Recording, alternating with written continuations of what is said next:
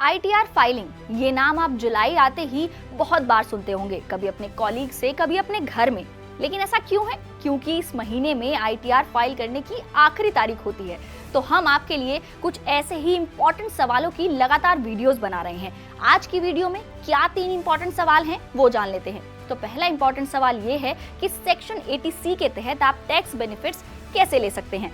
दूसरा इम्पोर्टेंट सवाल ये कि आपको आईटीआर में किन किन मामलों में छूट नहीं मिल सकती। और तीसरी और सबसे इम्पोर्टेंट बात ये कि लास्ट डेट के बाद अगर आप आईटीआर फाइल करते हैं तो आपको कितने पैसे एक्स्ट्रा चुकाने होंगे, यानी कि कितना जुर्माना भरना पड़ेगा।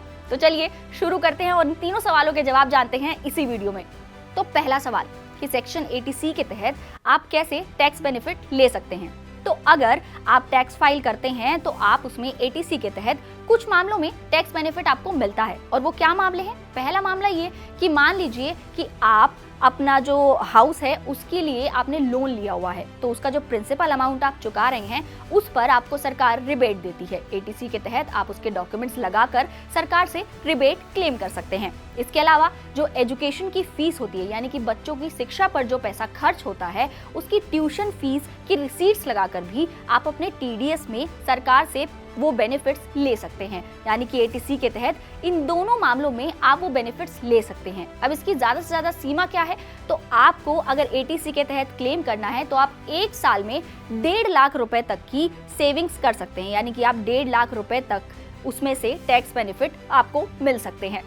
लेकिन आपको कोई भी टैक्स बेनिफिट लेने से पहले अपने खर्चों पर नजर रखनी होगी और उस टैक्स क्लेम के बारे में सारी जानकारियां भी लेनी होंगी, क्योंकि उसके लिए आपके पास एक परफेक्ट डॉक्यूमेंट होना चाहिए। जो सरकार को चाहिए आपको वो डॉक्यूमेंट प्रोवाइड कराने होंगे। दूसरा सवाल कि आपको किन मामलों में वो छूट नहीं मिलेगी। तो जैसा कि हमने आपको अभी बताया कि अगर आप अच्छे से अपने डॉक्यूमेंट्स नहीं प्रोवाइड कराएंगे तो वो कैंसिल भी हो सकती है। तो ऐसे ही अगर आप ELSS म्यूचुअल फंड या पब्लिक प्रोविडेंट फंड या फिर अपने HRA को भी क्लेम करते हैं, तो अगर आप ऐसा करते हैं और आप उसके सही तरीके से डॉक्यूमेंट्स नहीं प्रोवाइड कराते तो आपको वो छूट नहीं मिलेगी, वो सरकार की तरफ से कैंसिल भी हो जाती है। कई बार लोग उसके लिए अप्लाई कर देते हैं लेकिन वो डॉक्यूमेंट सही नहीं होने की वजह से सरकार उसे कैंसिल कर देती है। तो ऐसा बिल्कुल ना करें। अपने डॉक्यूमेंट्स की अच्छे से जांच कर लें, अपने CA से अच्छे से पहले पता कर लें, उसके बाद ही आप वो डॉक्यूमेंट सबमिट करें। और हाँ, अगर आपने न्यू टैक्स रिजीम को चुना है तो आप ज्यादातर मामलों में टैक्स रिबेट के लिए एलिजिबल नहीं होंगे। लेकिन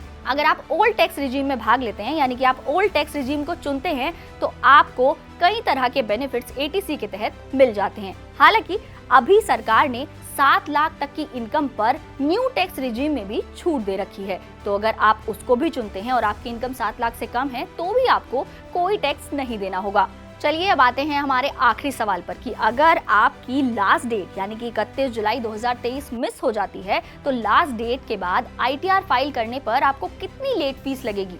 चलिए इसका जवाब भी आपको दे देते हैं। तो इसका जवाब ये है कि अगर आपने 31 जुलाई के बाद आईटीआर फाइल किया तो आपको 5,000 रुपए चुकाने होंगे, वो भी जुर्माने के तौर पर। और हाँ, सरकार इस बार इस डेट को एक्सटेंड करने के यानी कि 31 जुलाई की डेट को आगे बढ़ाने के मूड में बिल्कुल नहीं लग रही है। तो आप अपना आईटीआर समय से फाइल कर दें ताकि आपको कोई लेट फीस ना भरनी पड़े और आपका जो TDS है, जो आईटीआर फाइलिंग है आपकी, वो अच्छे से और आराम से हो जाए। और इसके साथ ही आप हमें कमेंट बॉक्स में अपने क्वेश्चंस भी भेज सकते हैं और हमारे टोल फ्री नंबर पर भी कॉल करके हमें बता सकते हैं कि आपको आईटीआर के बारे में अगर कोई भी जानकारी चाहिए तो हम अपने चैनल पर आने वाले एक्सपर्ट से आपके सवाल जरूर उनके सामने रखेंगे और आपको सही और सटीक जवाब जरूर दिलवाएंगे। तो इसी सब के लिए आप हमें लाइक, सब्सक्राइब और शेयर करना तो बिल्कुल ना भूलें और हमारी वीडियोस को शेयर भी जरूर करें।